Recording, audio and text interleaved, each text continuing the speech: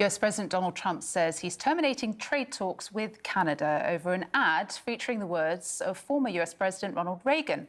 Ontario's provincial government released the ad with audio from Reagan's 1987 speech, where he said tariffs hurt American workers and consumers and triggered fierce trade wars.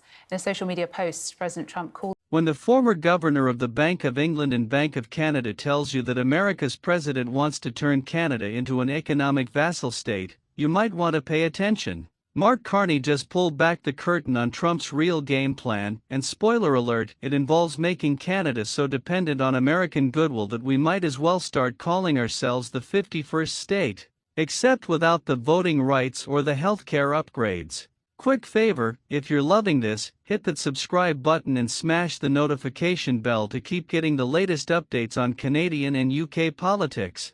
Cheers if you did. Now back to the show. Mark Carney does not do frustrated easily. This is a man who navigated the global financial crisis, steered two major central banks through economic turbulence, and maintained his composure through Brexit negotiations that would make a monk lose their temper.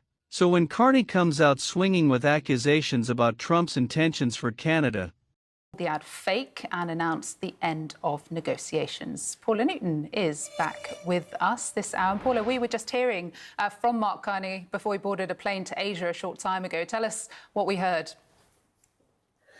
Well, what we heard is that a lot of this is not in Canada's control. It is a sobering message, not just for Canadians, but for others trying to get a good trade deal with the United States. You know something serious is brewing. And what he is saying should have every Canadian sitting up straight and paying very close attention. According to Carney, Trump's tariff threats and aggressive trade posturing are not just about getting better deals or protecting American industries. Oh no, it goes much deeper than that. Trump wants Canada economically dependent on the United States. Not interdependent, mind you. That is what we have had for decades through NAFTA and now CUSMA. No, Trump wants full-blown dependence, where Canada needs American approval for every major economic decision. Think less trading partner, more economic colony. The American Revolution in reverse, if you will. Now, let us unpack why this matters and why Carney is absolutely right to be frustrated about it. Canada and the United States have the world's largest bilateral trading relationship.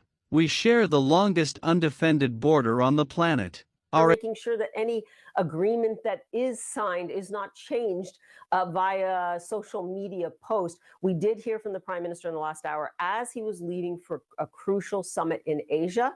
Donald Trump will be there as well. I want you to listen now to Prime Minister. Economies are so intertwined that when America sneezes, Canada catches a cold. But historically, that interdependence has been relatively balanced. Canada supplies energy, resources, manufactured goods. America provides a massive market and investment capital. Both countries benefit. It is capitalism at its finest, the way Adam Smith probably dreamed about it whilst writing The Wealth of Nations. But Trump's approach throws that balance right out the window. His tariff threats on Canadian steel, aluminium, lumber, and dairy are not about fair trade. They are about leverage. They are about making Canada so nervous about losing American market access that we will agree to anything. Give up supply management? Sure. Accept American drug pricing rules? Whatever you say. Let American companies dominate Canadian industries?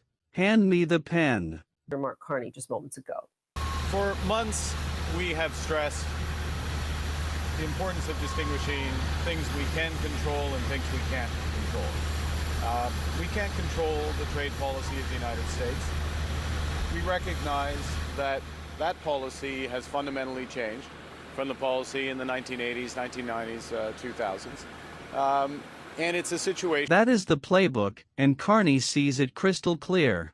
Here is where it gets even more interesting. Carney is not just some talking head spouting opinions. He is widely expected to run for Liberal leadership and potentially become Canada's next Prime Minister. So when he is making these statements, he is not just analyzing the situation. He is laying out what could become Canadian foreign policy. He is drawing a line in the snow, if you will, and saying Canada will not roll over for Trump's economic bullying. That takes guts, especially when Trump is known for retaliating against anyone who criticizes him. The man holds grudges longer than your gran remembers who did not send her a Christmas card in 1987. But let us talk about what dependence actually looks like, because this is not just theoretical. If Trump gets his way, Canada would lose the ability to make independent economic decisions.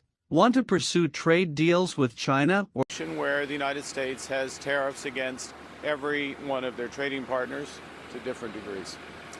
And it's in that context that our officials, my colleagues, have been working with their American colleagues on detailed, constructive negotiations, discussions on specific... For the European Union? Better check with Washington first. Thinking about implementing your own industrial policy or supporting Canadian companies? Hope America approves. Need to respond to an economic crisis with your own monetary or fiscal policy? Well, that depends on whether it conflicts with American interests. It is economic sovereignty getting slowly strangled, one tariff threat at a time. Carney pointed out that Trump's approach contradicts decades of North American economic integration that has benefited both countries enormously. Canadian energy keeps American factories running. Canadian resources build American homes. Canadian innovation contributes to joint defense projects. But Trump does not see partnership.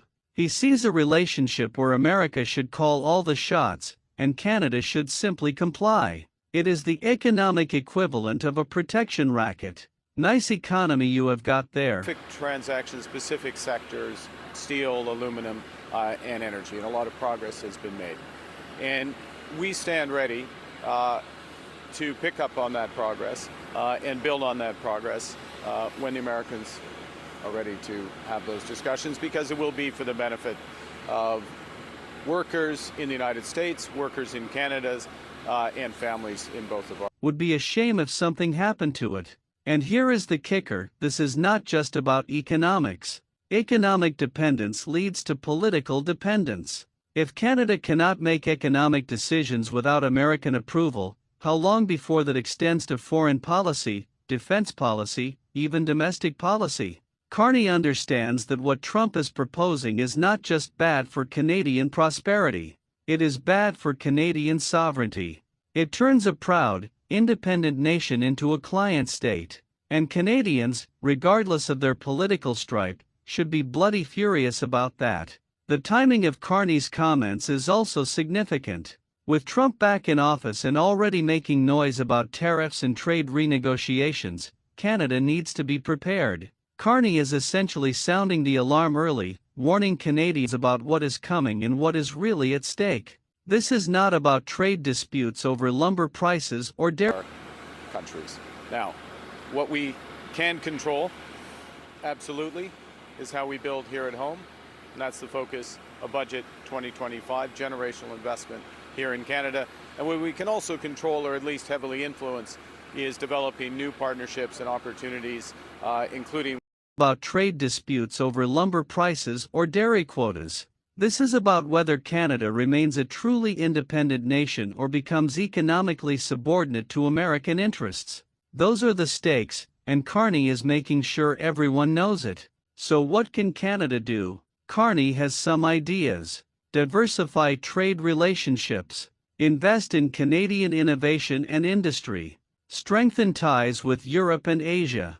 Build economic resilience so that American threats carry less weight. Stand firm on Canadian interests even when Trump throws tantrums. It is a strategy of strength through independence, and it is exactly what Canada needs right now.